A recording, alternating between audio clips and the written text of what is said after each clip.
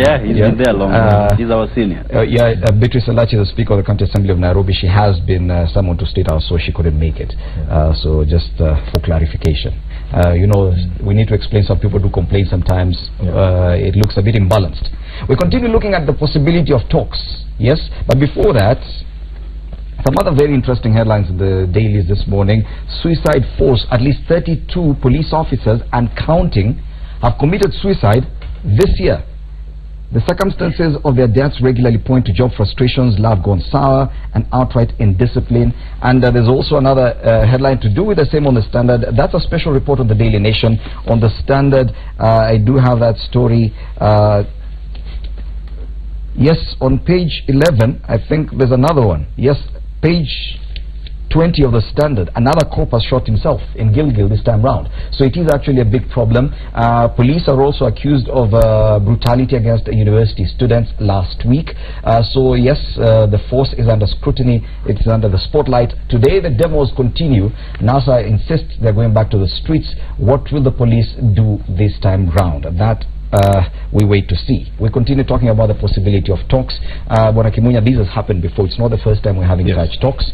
What is the biggest downside of such talks? Because when we had a very big problem in 2008, immediately after the 2007 election, we had this roundtable talks. It wasn't an easy thing, but it actually gave us a way forward. Last year we saw when there was disagreement on the commission, the IEBC, a Joint Select Committee of Parliament, bipartisan agreement came up and we moved forward. What is the downside of such talks? Why can't we just do that and move on right now? Let's just get the context. In 2007, we had an election. ODM then challenged the election and said they've been denied a win. We said go to court. They said they don't trust the courts.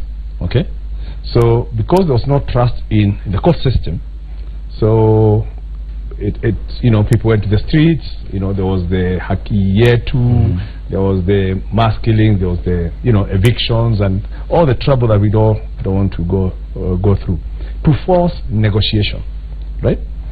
And because the only other framework that was available to resolve the dispute had been disputed, so we then said, how do we save the country? Let's stop the killings. Let's stop the evictions. Let's stop the bloodshed.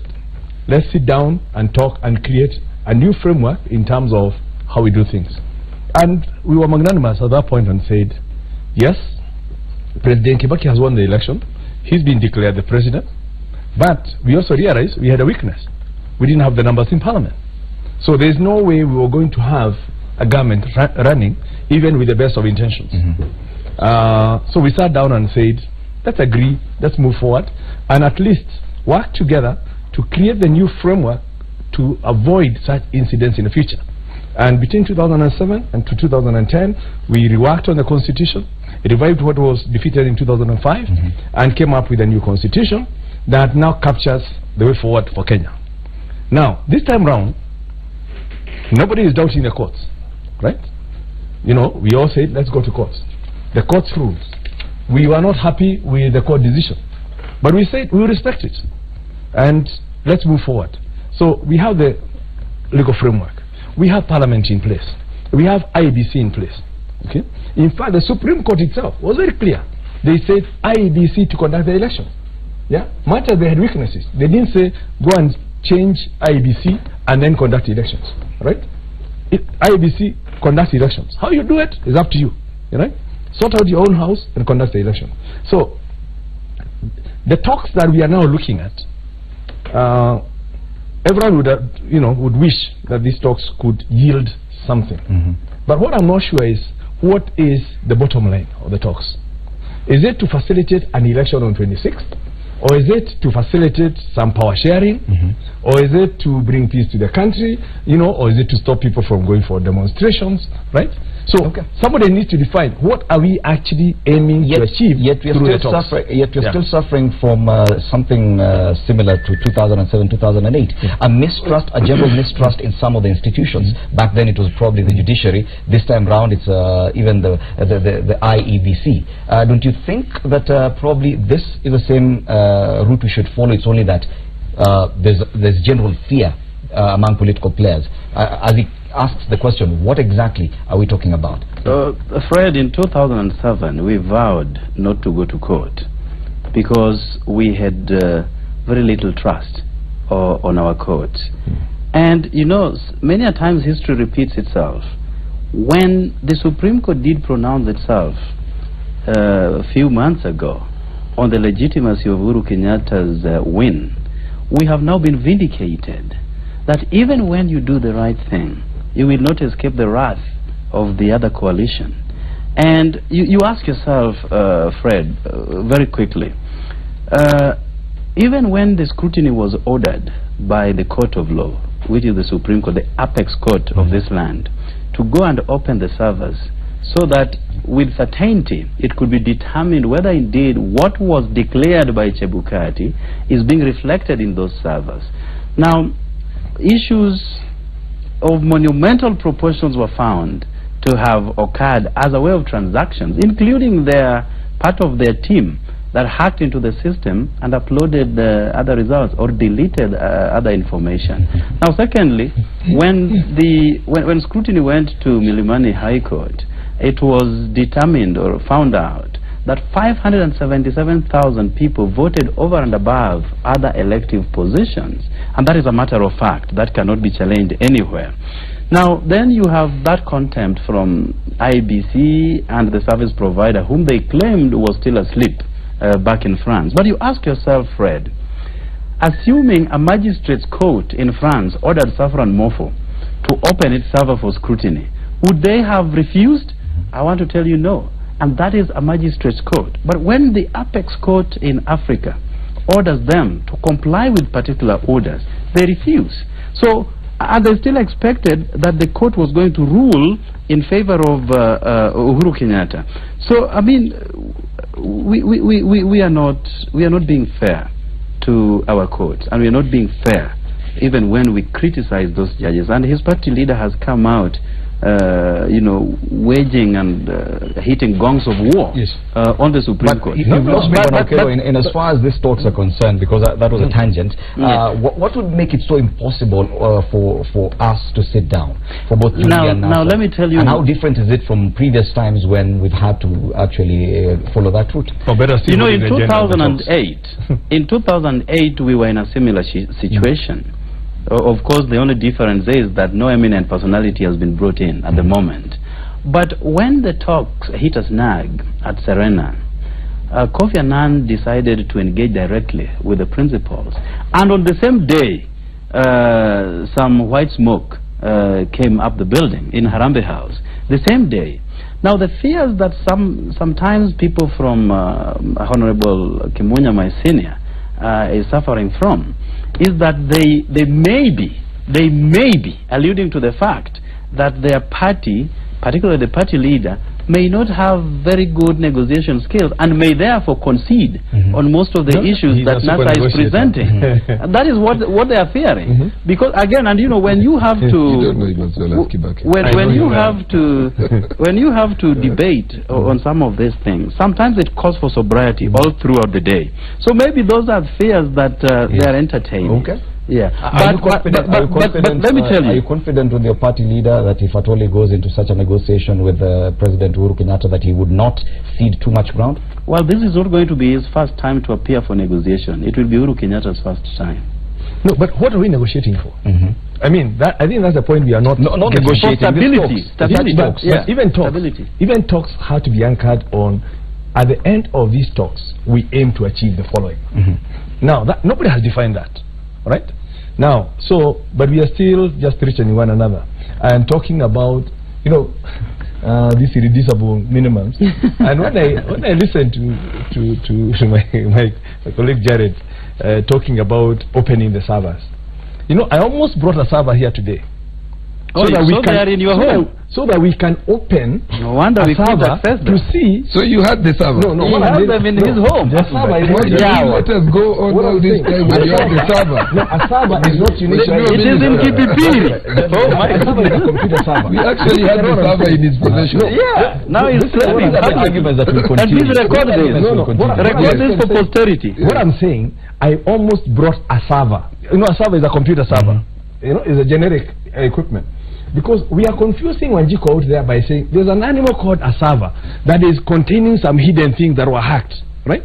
Now they don't even know what it is. Don't you think that that's already water under the bridge? That's We've already continuing. We're trying to look at positive. Well, it is what has brought us to where we are. No, but you see, Fred, that is the trigger factor. A narrative to tell the people out there that there's an animal called a server that was hacked. That if we open it, we will see where the votes were hidden. Let me take you back to this. I don't think we've done enough grandstanding about what happened and what did not happen on the election. Exactly. And we're trying to look at the way forward here. And the way forward is demystifying those issues and saying, forget this technology. Forget all these technology providers. What does Wanjiko need to know? In a very simple, verifiable system, there is a ballot is cast today, it's put in the ballot box, it's summarized in Form 34A, which is announced in public. Okay. Let me tell you what Wanjiko wants to know. No, 34A is summarized in under 1 minute. In under 1 minute, I promise. No, let me get this thing clear. 34A is summarized into 34B. Which is announced in public. Then 34Bs are then summarized into 34. No, let me help That is what we want. Not in under 1 minute. I want to hear what Bonoloch has to say about this. In under 1 minute. Let me help my senior understand. And we'll come back. I'll give you an opportunity. I'll give you an opportunity, Bonoloch. Bonoloch, when it comes to these talks, yes, of course you have to give in. You have to cede some ground if at all you sit down and discuss. What are your fears? Because both sides, and just listening to you, you continue your grandstanding that you have to change the laws, and we're now coming to the laws itself, themselves, the amendments, because we do have those headlines. Yes. What is the biggest fear? Is NASA willing probably to cede some ground? And do you have any fears with regard to that? As I answer that question, let me just say this, because Mheshimiwa Kimunya was asking, what is this talks about? The Supreme Court judgment has the answer to this question. The Supreme Court said, and at the risk of repeating this over and over, that the elections must be carried out in a certain way. Yes. That's the beginning point. So when you're asking, what are the talks about? We are not in some love affair, or we want to seduce Jubilee into... I mean, there is nothing really personal about this. We had a Supreme Court judgment. How can we make these elections in compliance with the law? That's what the talks are about. Number two, NASA did not ask for any talks. So let's try and demystify the fact that they're trying to ask us, what is this talk about? The answer is not from us. We never asked for any talks. It is the churches and the envoys. Yes, the talks have been fronted by the religious community, by the diplomats, and IEBC has tried to bring the two parties together. What we did do was to put some questions in 12-point form that we thought would bring us back to where Supreme Court was. So what we needed in terms of an answer from IEBC and maybe a rejoinder from Jubilee is that on your point 1, it is not possible because of ABCD. On point 2, up to the 12th point, we did need talks, and we've asked in very many correspondence that as you call us to sit with Jubilee, what is your response to our 12 points? And if those points are answered, we don't even need to go through those talks. So let's try and understand where we come from. We just want compliance with the Supreme Court. Both parties want compliance with the Supreme Court judgment. The approach is different. You have your 11-point reducible minimums. You believe it's the laws that are faulty and need proper legislation. Part of the problem is that there are some laws that need to be changed. But we must remember, IEBC is an independent. In fact, you know, it was made very clear, even in the Constitution, that it's not just Electoral Board of Kenya. It's an independent Electoral and Boundaries Commission, right? Now, what NASA is trying to do is to micromanage IEBC. You must sack so and so, you must remove this supplier, you must do this. Where is that interfering totally with the independence of IEBC, right? What do you expect IEBC to do? To be micromanaged by one of the parties? We as Jubilee are not telling IEBC what they need to do. We are basically telling them, you have the mandate, you ask for money, 10 billion or 12 billion. We are factored it in the supplementary budget. We are going to pass it through Parliament to provide IEBC with the resources it requires to carry out the election. What NASA is doing is trying to put block after block after block to ensure that IEBC, the independent body that has been mandated by the Constitution and told by the courts to conduct the election, to make sure that they fail, right? So that they can now say that IEBC was unable to carry out the elections. Now, so what are we talking about?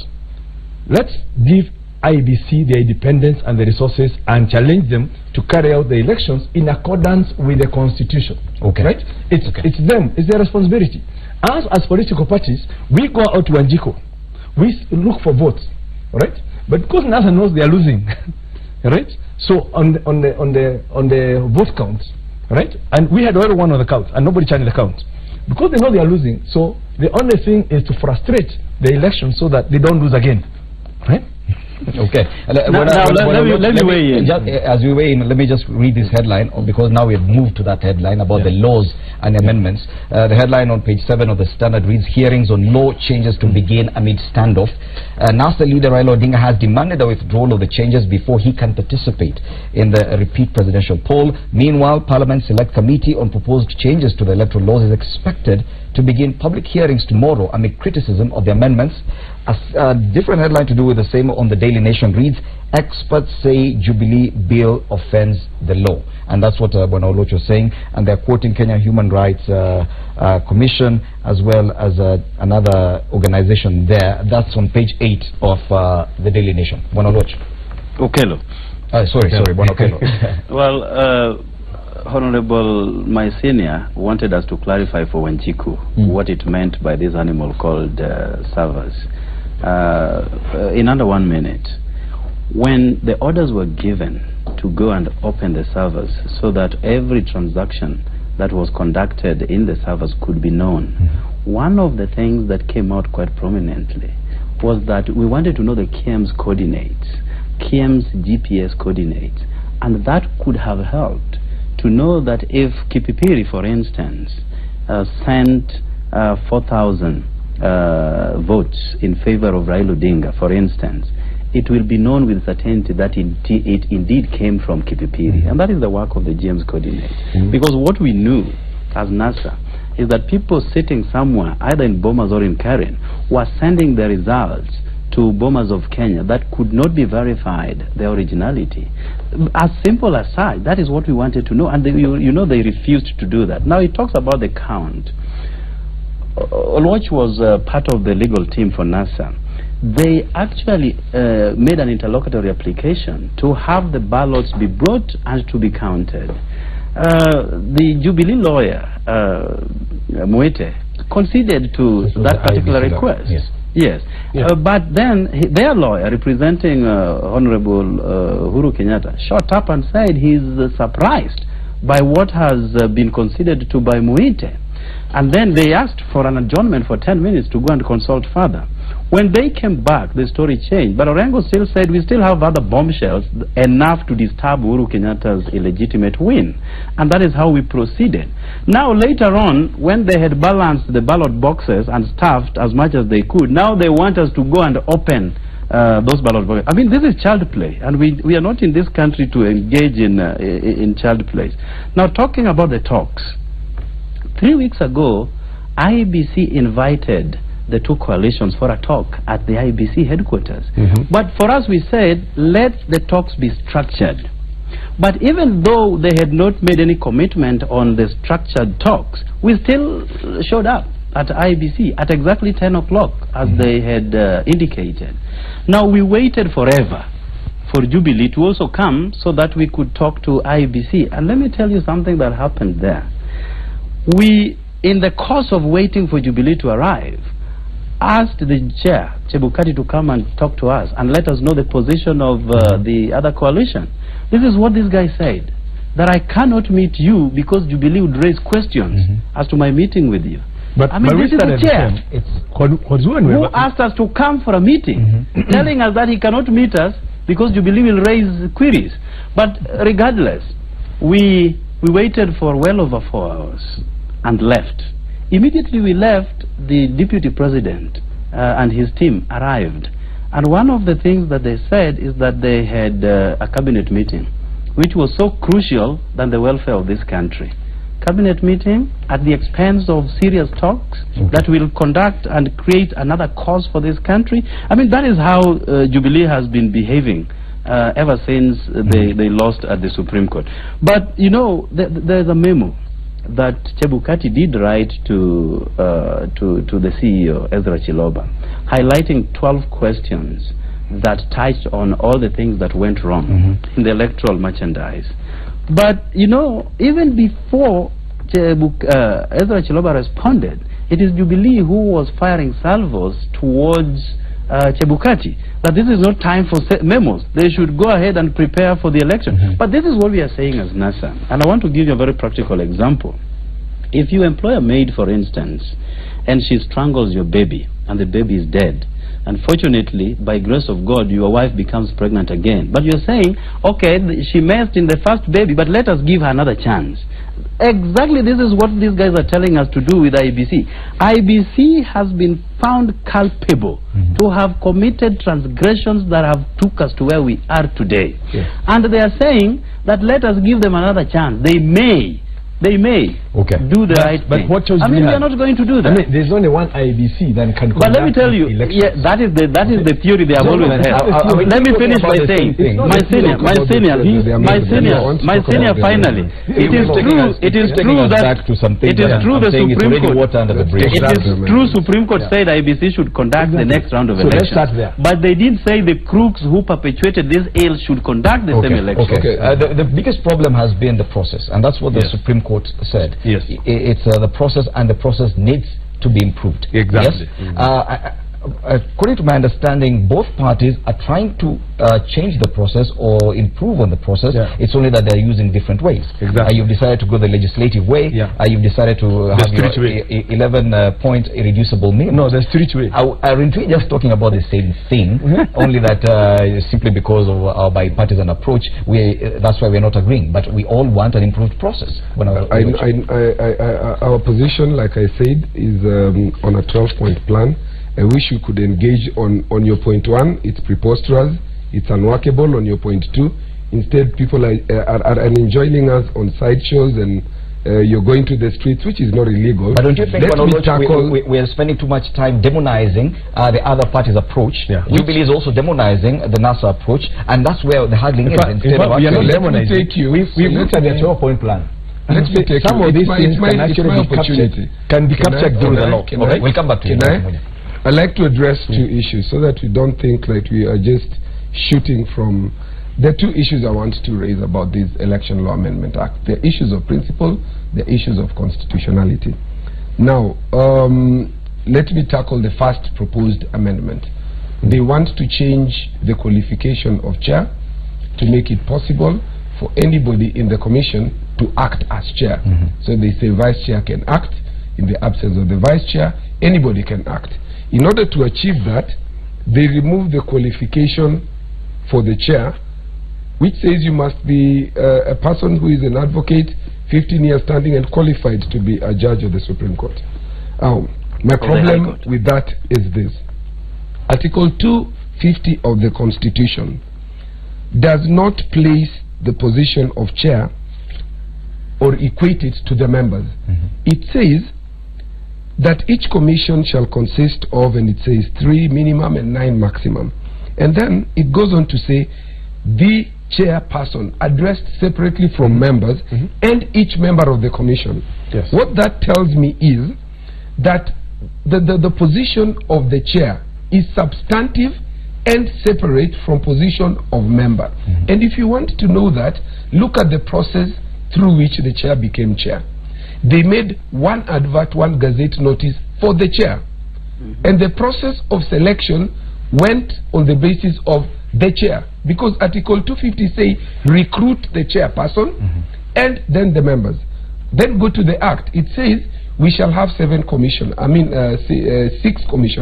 and a chair.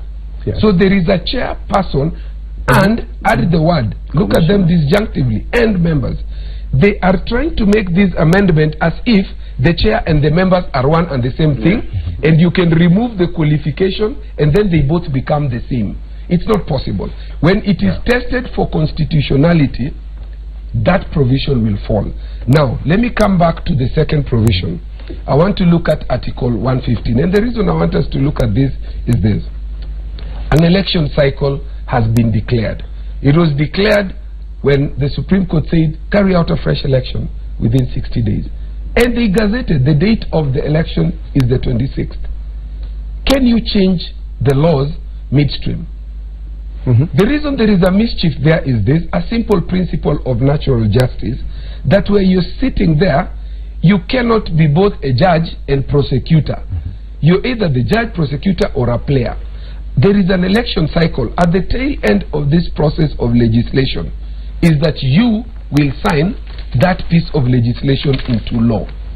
Can you do that in the middle of an election cycle with 21 days to go? The third point, IEBC was told carry out election in strict compliance, and they have time constraints to try and comply. They are training their staff based on the laws that were impugned by the Supreme Court. Those laws are about to change, maybe less than 7 days. By the time this is appended to in terms of a legislation, we will perhaps have 7 days. Are we not setting up ourselves and the IEBC for a worse failure? They were told there were systemic and systematic institutional problems. Part of these problems will arise again when they will not be able to comply with what Jubilee is trying to put into law. Can I just quickly respond? The challenge. Okay, let me respond to some of these things. First of all, it's Parliament that decided on the qualifications of a chairman, right? And I know in all these commissions, if you look, because we had lawyers within the Legal Committee of Parliament, the prescription was must be a lawyer, must be a lawyer, must be a lawyer. Now, what has the elections environment has changed, right? We are now talking technology. We are all advocating for technology. Perhaps we should be having an IT person as a chair, right? Not someone who does not understand technology, right? So let's open up and not create that all chairmen of the commissions must be the preserver. But why lawyers. Now? Why not for the next election? No, but first of all, the next thing you need to appreciate here on that issue, because he raises a very valid question. I want to go by now. The timing I want to go by now. Yes. The reason we have to also look at the situation right now, we have 26 days to go, right? What would happen if, God forbid, the chairman, Chebukati, was to be taken ill, like what happened to the honorable judge, right? Ibrahim. Yeah? What would happen? We would have a no election on account of a technicality that we can cure in Parliament. So we must never have a situation where the whole nation is beholden to the availability of one single person in Kenya. You cannot put the lives of 45 million Kenyans and, on the hopes of one person waking up well and alive to carry out work. So you must always create for the fallback position, and this is what this law is trying to do, right? That in the absence of the chairman, there should be somebody else within the commission, because IEBC is a corporate body, and that corporate body, good governance requires that there must be continuity of the body, regardless of the one person being there or not, and that's what we're doing. The next thing is we're talking of midstream changes to the law. IEBC was challenged like how many times? 47, so many times. The minor KI changes were brought in how many days to the election, right? And so many changes were made despite the electoral cycle having started in January, right? So there's no timeline when you can bring changes. Before the Supreme Court ruled that there should be an election within 60 days in strict conformity with the Constitution, nobody needed to change any law. But we now know there are issues and we need to change. Now, there's no law that is changing that requires IEBC to change the way they do things. The fundamental changes in the law that we are bringing is saying there will be electronic transmission or manual, right? But if this animal server fails, right, or with that cloud out there that some people are even asking me, what happens when it rains? Yeah, and the information is the cloud, because people don't understand these things.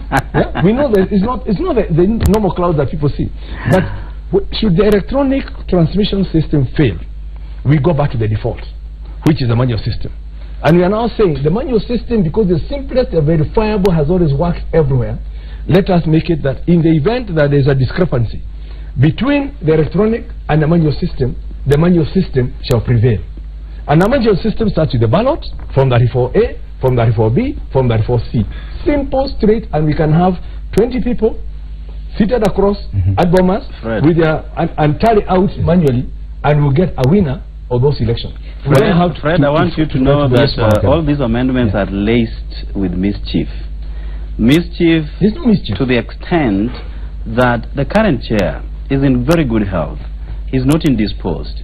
And there is no indication at all. You're questioning the anticipation they have that unless they have something they are going to do to him. No, these guys are planning to abduct him. Or even abduct him as he has claimed. Because they are the government.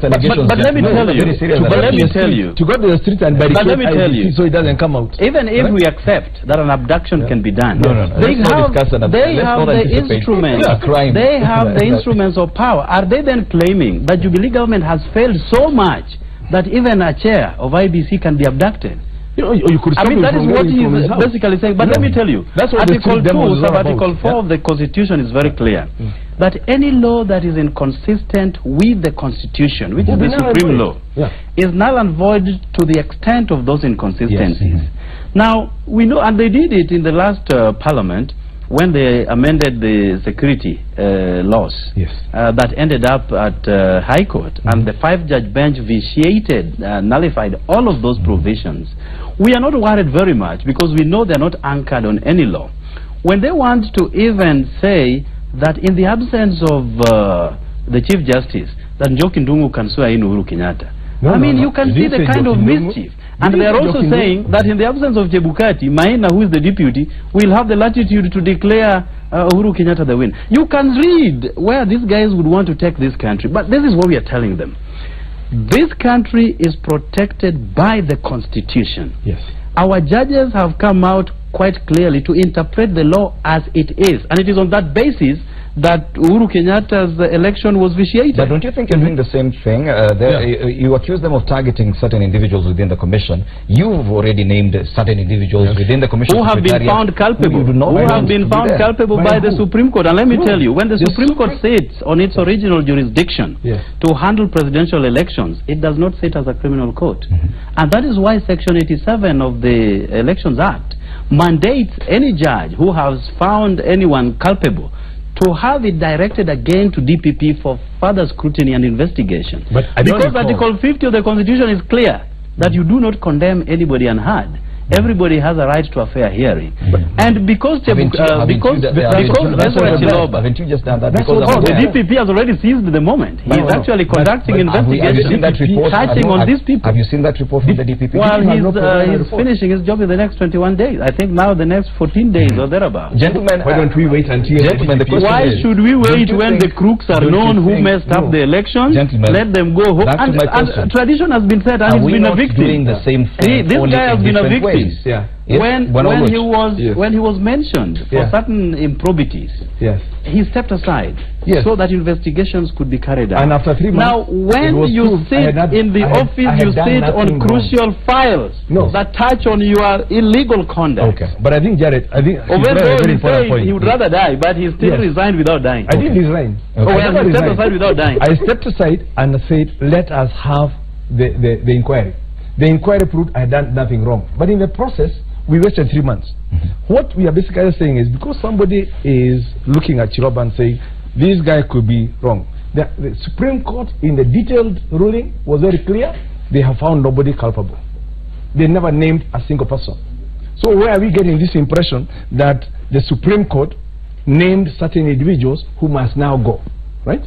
Let the DPP do the investigation. If NASA know who they conspired with within the IBC, let us give us that information so those people can be dealt with. And that's why we are changing the law, so that next time round, any PO who does not sign the forms, any PO who introduces the wrong forms will be culpable.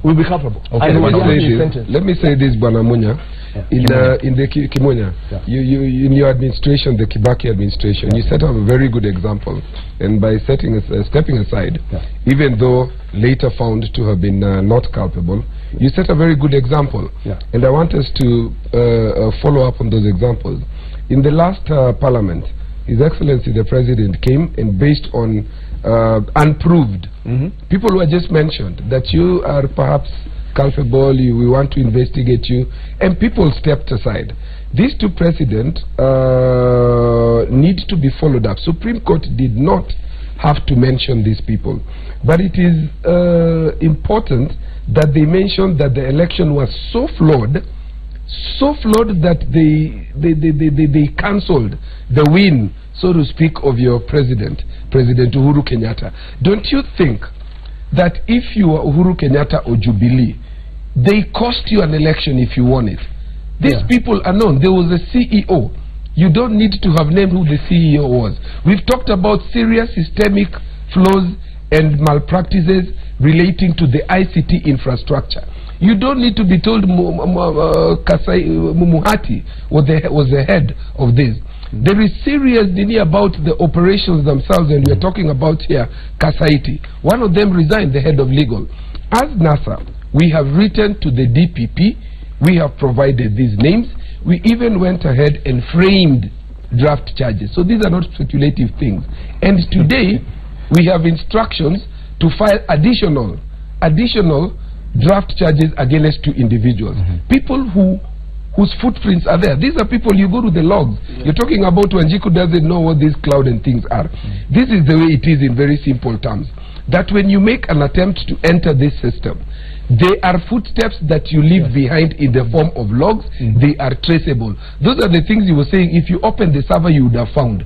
Today we are going to do additional charges against specified members of Safaricom who colluded in this enterprise. And Mr. Chirchir, they are footprints of a Mr. Chirchir. He entered into the servers 10,000 times. 10,000 times. Where are we going to a situation that is water under the bridge? Okay. You know, whatever happened, that is exactly why the election was nullified. And Akimunya, I ask you, because of time, you, as you speak, make it your final submission, about a minute or so, and I'll give each of you a minute. Make your final submission. I mean, what I would like to say is that let's remove all these side shows.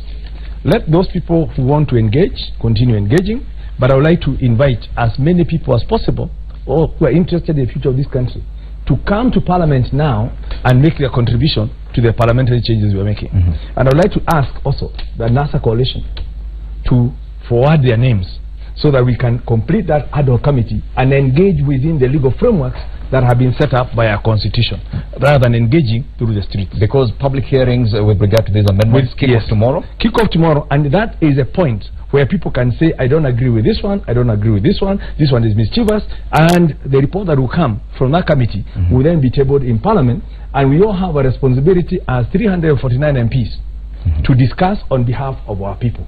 Nobody else can do that, can take out that responsibility from Parliament. So let us engage productively while the others seek peace in their own ways. Right? Thank you, Bwana Amos Kimunya, MP Kipipiri. Bwana Jared Okello. Well, we made our irreducible minimums in a bid to clean the electoral enterprise. We will not, step back, or rather backpedal, to create a back spiral on the gains that we have made as a country. We mean so well, so that when we go back to another round of election, we will not subject Kenyans to this kind of tension again. And that is why we are saying all those who are involved into this mischief must step aside. As a country, we want to move forward, but I also want to let my senior know that we will not be in Parliament to engage in an exercise in futility. Already they are trying to flex their muscles through tyranny of numbers to push every agenda that they have. Remember, they have already reduced a period for presentation of bills from 14 days to just one single day. Just because they have the tyranny of numbers. They are inviting us, yes, they would want to hear how we debate, but at the end of the day, they want to have their way. So this is an exercise in futility that we will not have ourselves engaged in. But let me also remind Kenyans that at times such as this country has come out stronger. So we shouldn't be worried. We may have constitutional crisis. Uhuru Kenyatta is definitely going home on the 26th or whichever day elections will be held. Kenya has a way of moving forward, even when there is this kind of degree of tension. Okay. Thank you, Bwana Jared Okello, MP Nyando constituency. Finally, Bwana Anthony Oluoch. I will be pleasantly surprised if these talks yield anything. I remain cautiously pessimistic, but I'd like to be pleasantly surprised if it yields anything. I'd like to end where I started by saying that October 26th will come, whether there will be an election, whether there will be no election, but I can say this without fear of contradiction, that there will be no power vacuum. Yes. But no power vacuum, not in respect of the sitting president, but because the ultimate power belongs to the people, and the people will chart their course after October 26th. Wow. When Anthony Oluoch, advocate of the High Court and MP of Mathare constituency. Thank you so much, gentlemen. That has been Anthony Oluoch, Jared Okello, MP Nyando, and Amos Kimunya, MP Kipipiri, helping us look at the headlines this morning. We are in for very interesting times. Public hearings, that select committee with regard to the electoral laws amendments already before Parliament begins public hearings tomorrow. What will happen? Will those amendments actually go through? What does this mean? Meanwhile, NASA insists they're going to the streets today, back on Friday, next Monday, next Friday. What will happen? Well, we just have to wait and see. Remember, Power Breakfast still continues. That's the hashtag to use up until 9 a.m. this morning. Dr. Wale coming up. Inspirational Monday. Today we discuss what drives you. That's a big question. What is that energy that drives you? Remember also, Carlos Kiba is in the house. A very beautiful country music to kick off your week. My name is Freddy Ndimuli. From me, good morning.